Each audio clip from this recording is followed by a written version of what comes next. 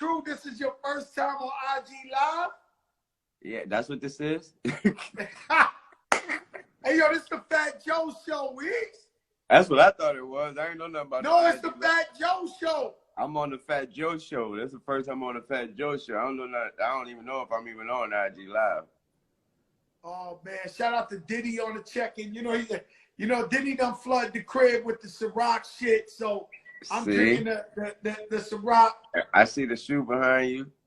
Oh, you know, I always got, that's like you with the skateboards. You know, me with the sneakers. You know, I'm always, you know. Yo, Weez, they be laughing at my sneaker. You know what I'm saying? First thing I asked you, when you was on my show, first thing I asked you about was the sneakers. Yo, listen, thanks for having me on there. Yo, Weez, let me ask you a question, right? You started New Orleans. When did you get on? Like, what age were you when you got on? I was 10. I was 10 when I was 8 when I started writing. I was 8 when I started rapping. Then I met Stunning when I was 11. Fuck, since 11 years old. So what, the world know Weezy since 11 years old. 11. That's when Stunning them had Cash Money was just a local record company at the time in New Orleans, and you know, banging through the South at the time. And so I was 11. I lied, told him I was 12 till it was time to sign the contract. He found out my real age, and I thought 1 year older. I thought 1 year older made such a difference. But then I put out my first solo album when I was 14, and after that, everything was history. Thank God. I think I met you when you couldn't get in the club, and Cash Money was in the club, and you was in the tour bus. I think the first time I met you, you couldn't even get in the club. You was like 13, 14. Yeah, I wasn't even tripping though, cause everybody, all my fans, anybody who knew me at the time, who knew anything about me at the time, I was more attracted to my younger fans anyway. So even at that time, I would have people that's going into the clubs, still coming with their younger sisters, shit like that, still just to still to see me. So I still got my fans was popping, even though everybody in the club doing their thing. You don't know what's going on that bus. All right. The shit is right. So when you was young, I remember hearing the story that you shot yourself by mistake. Yeah. How old was you when that happened, Weez? I was 12. 12. And you just missed your heart by a little. 2 and inches. The reason I'm asking you that, because it was actually a cop who saved your life, true? It was very true. Cop named Uncle Bob. So he came through, he saved your life, right? What happened was this where I got shot at was the projects in my neighborhood. It was the projects in my hood. It was something like the projects. That's what it was. We didn't have a name for it though. With that said though, that was his area. That was his, that was what he worked at. He knew everybody in that area. He knew every kid in that area, knew every parent in that area. So when he heard it come over his radio, he was just like, wait, what? What? That was that. He heard the shot. He heard the whatever the call come over his radio. So he was off duty. He took it upon himself to just come to He took it. Since he knew the area so well, he was like he wanted to see who the hell it was. So he took it upon himself to come through. And when he came through, he noticed I was still on the floor bleeding, and he noticed the cops was checking the house and rambling through the house. And he took real pride, and he was real upset in the fact that a young kid was still on the floor with a hole in his chest, and the cops jumping all over me, just going to look through the house. So he took it upon himself to pick me up, put me in his arms. He screamed at somebody to come drive the cop car. They drove the car. He sat in the back seat with me. He held me in his arms. He busted through the hospital doors. He made sure there was no waiting. He put me straight into the emergency room. They patched me up, and he made sure I lived. Once he knew I was good, he left. I met him years later in like a restaurant. He would not even let me pay for his dinner, man. That's crazy. He was just an honest person, a loyal person. And I asked you that, right? And me, I got a similar story. Of course, I could tell you about all the cop harassment, but one day I was visiting my mother in the projects, and my son choked. Okay. He was just a baby. And so I'm running out the building, And if I, you know, I think about it now, the nearest hospital was 10 minutes away. He would have died while I was driving him. So a cop car just had pulled up, and the lady cop jumped out and said, "What's wrong?" And I said, "My son is choking." Yeah. So she did the little Heimlich, and she saved his life. See? Right? And that's no bullshit. God bless her. God bless her. And years later, I met her in the restaurant, and she said, "You know who I am?" And I said, "Who?" She said, "I'm the lady cop that saved your son's life." And I was like, "Oh my God." So you can't make this up. So now with us seeing this side of the law, and now what's going on now, what we see with Big George. Yeah. So you have a unique perspective. What do you think about what's going on right now with this cop on Big George stepping on his neck and all that?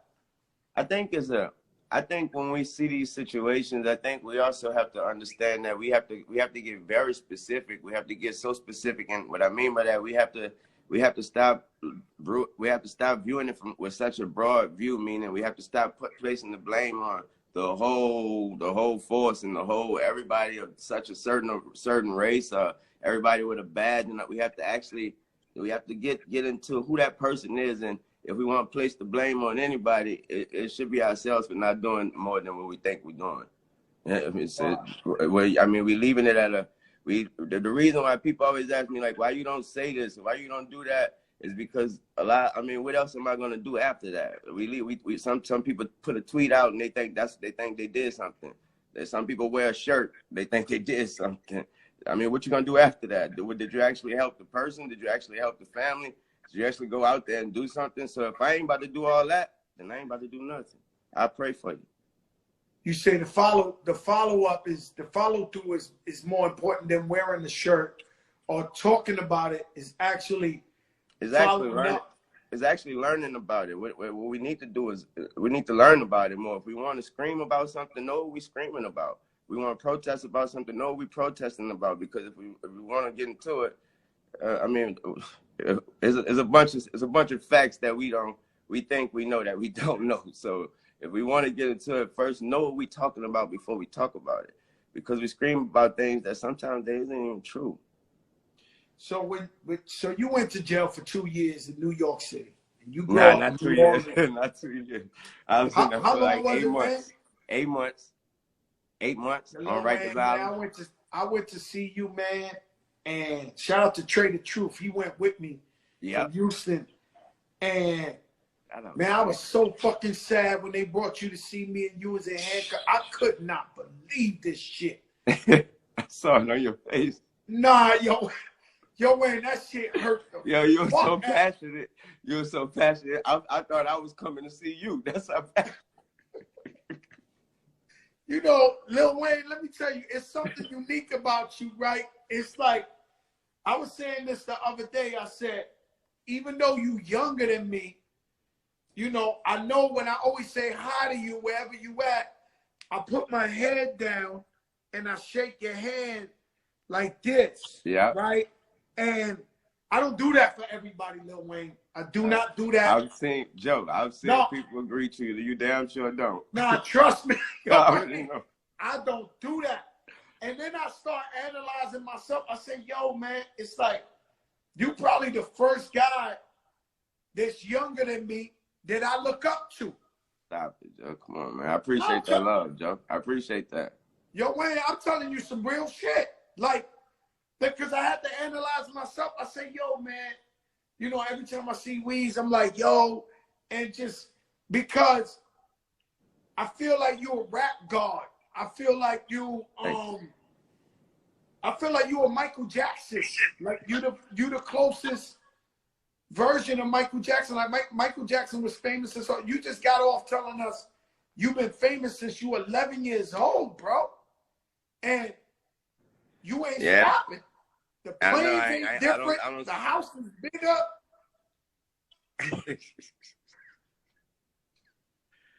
It's this. I really, honestly, Joe. I really owe a lot of that drive, a lot of that people. You know, you got to be born with it, but at the same time, you got to have somebody that know how to steer it in the proper direction. And I owe all that to Stunner, man. That man, he never quit. He never quit. He never quit. He never say never. He never say die. And I learned that at a very young age, man. And it still haven't left. Man, that was my next question. My next question was, who inspired you? Man, all day and every day, it was Stunner, man. I had lost my father, Rabbit, at such a young age, and at that very age, Stunner told Rabbit told my mama, my mom didn't want me to rap. She knew I was smart. She knew I was very intelligent. She was like, I need you to be a doctor, a lawyer, or something like that. You're too smart. But Rabbit, he was like, nah, this boy is really, really good with this rap shit. He was like, listen, he's really, really good. And if you want him to be anything, the best thing we should do is let him go with Baby. And she was like, you sure about that? He was like, I'm very sure. He need to be with Baby and them. And so, with that said, once I lost Rabbit, Stunner became more than a manager, more than a cash money. He was a father figure. So with that said, I looked up to him. I looked up to everything he did and the way he did it. And the way he did things and the way he do things is non-stop. He's committed to everything. Whatever it is, he commit everything to it. They could be playing you on a game. You know how we hear these stories about Jordan and how competitive he is and anything playing quarters and all that? It's not a competitive thing with Stunner. It's just a commitment thing with Stunner. If he commit to it, he's committed. And I learned that at a very, very young age, and he never stopped working. I'm talking about somebody that didn't even rap. I was like, why is he going to the studio? Why this man going to the studio every day and night? He's not even getting behind the mic. It was just a drive, and he still do it to this day.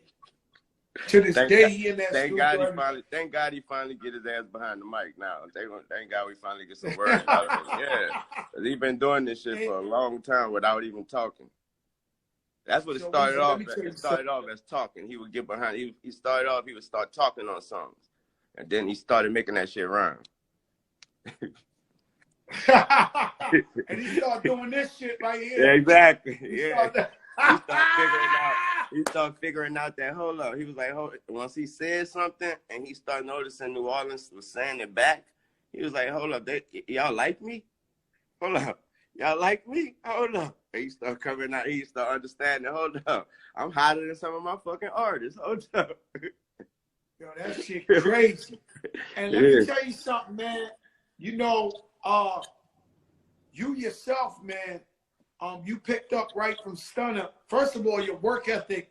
I never seen nobody work harder than you. Like it's hard to teach an old dog new tricks. Oh yeah. But I always say I give you the credit for longevity in my career, just because every time I've been in the studio with you, you done had the #1 record out in the world, and you wasn't in the club. You was in that studio 7 days a week. Trying to make connections. Yeah, I was like, yo, I gotta be like him, because this boy working for real. Yeah. And so I turn around, I go like this. So you put on, you know, not only are you an iconic rapper, artist, but you put on 2 other icons with Nicki God bless him. And Drake. Yes. Yo, Weez, that's not easy, man. That's not real. Oh, I know. I had to go through it to find out, but I know. And how proud are you of, let's say, Drake? You know, when this, Joe, that right there, that's like that is no, I can't explain it no more, no less than, that's like a proud father. No more, no less, man. Proud father watching them graduate and become, you know, successful adults. That's no more, no less. That's what it is. Sit back and, you know, how you just a proud for feeling like I could retire any day now, man. Now my kids got it, man. Yeah, I'm good, man.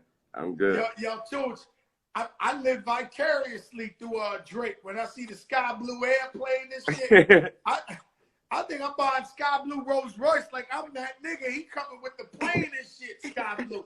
I'm like, yeah. This shit crazy. And I want to ask you too, you good too? Because I think I pulled up the other day. I think the window was busted in the Sky Blue. No, not in my shit. Nah. Okay, my that was next door. That was next door. Yeah, don't scare me, man. Don't Nah, scare yeah, me now. yeah, right next door to you, Joe. The police had that whole side of the street blocked off, and they had glass all over the street. I thought that was the sky blue, man. No, that wasn't me. Thank God it wasn't me, man. Don't say that. It's Thank Corona. God it wasn't. Thank God it was. It Hey, wasn't. this Corona.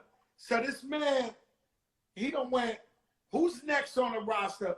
Who you got next on your roster that you feel is gonna be like an icon, the next big one to go? I never placed that. I never placed that on none of my artists' shoulders. Nobody. I never placed that on none of my artists' shoulders. This is all because you can never tell what anyone is gonna like or what we can't predict the temperature of the fans. So if they like it, it's my job to make sure to make the artists understand they need to make them love it.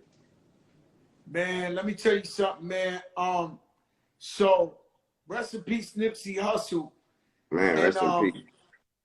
So when you found out about Nipsey, because I know you and Laura, y'all got a kid together. Yes, so that touched you in a different way, right? Yeah, man. A very different way. Very different way. I had to understand, first of all, I had to understand, I had to be more than a friend, and I was more than ready and more than willing to do so. But the most important thing was to teach my son how to become more than just a 10-year-old, And now he got how to become more than just a big brother to his little brother. It was time for him. I had to teach him how to step up and become the man of the damn house at such a young age. And man, he took that driver's seat and he gone. I can't even see him no more. He's so far up the highway. And the same thing was asked of you. You was 11 years old when you started. Exactly. So exactly. Does he and got I lost my father. Is he a rapper? Nah, man. Nope. That man, he is the rap to him is, that's like asking him to go play the PS4. He's way past that, man.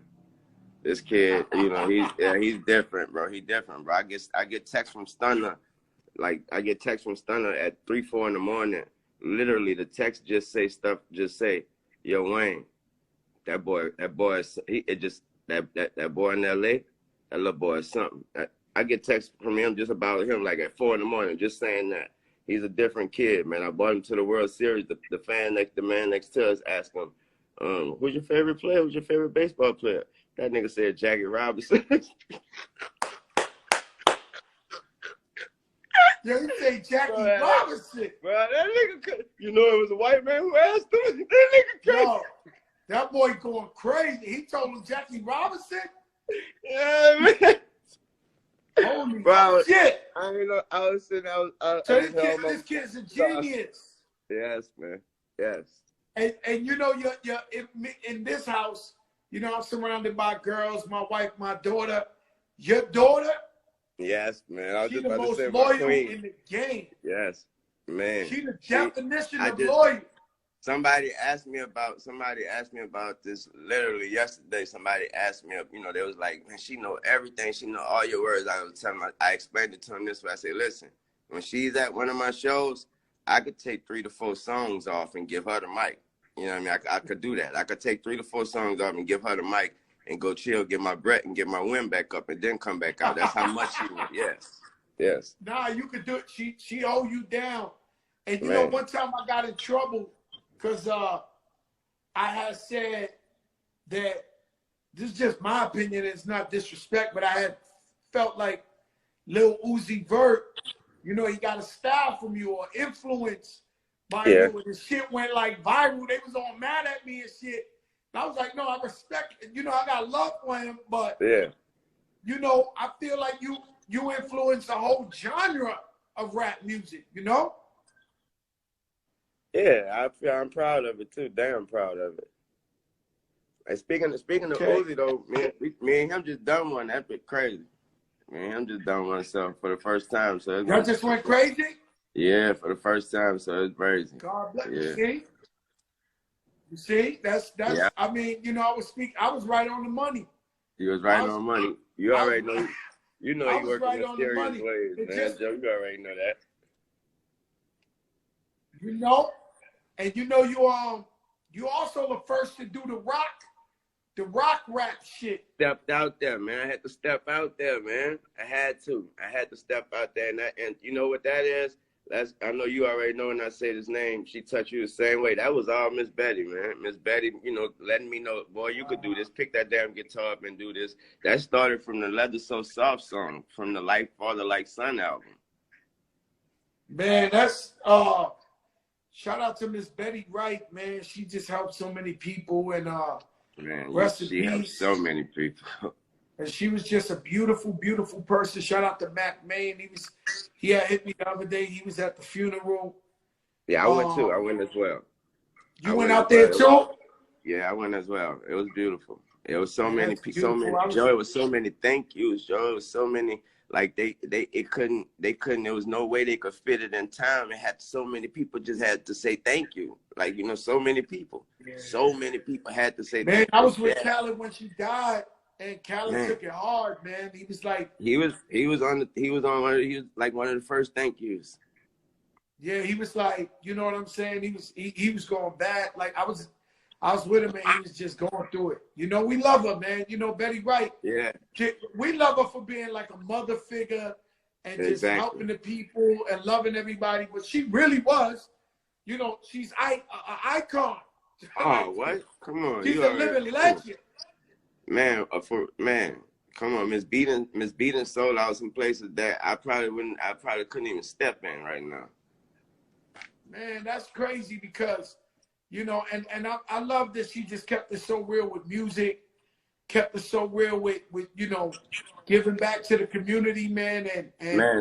They don't understand. I wish they had cameras or something to show how much she gave back and how much music she know and how knowledgeable she is about music, man. Miss B could damn near play every instrument, man.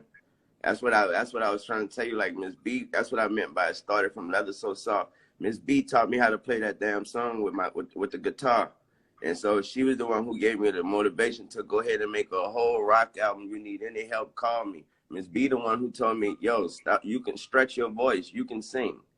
Miss B the one told me that when you get, you know, it's all good when you hear somebody tell you, I like the way you sound. When Miss B sits you down and look you in your eyes and say, hey, stop thinking you can sing and know you can sing, and that's what's going to make the song sound better. Stop thinking you could play the guitar and know you could play the guitar, and that's what's going to make you look and do what you want to do. I ended up doing the whole rock tour, Joe. Man, and it was groundbreaking, man. And you just opened the door, I ended up on the Country Music Awards with my guitar. Man. For real. You see that? Nobody goes to the Country Music Awards. I was on stage, nigga. I performed, nigga. I performed. Yo, that's crazy. If I ain't mistaken, it was Sweet Home Alabama. Yeah, I performed with Kid Rock. We played Sweet Home Alabama. Y'all play Sweet Home Alabama. Yeah, man. I showed up 5 minutes. I showed up 5 minutes before the performance.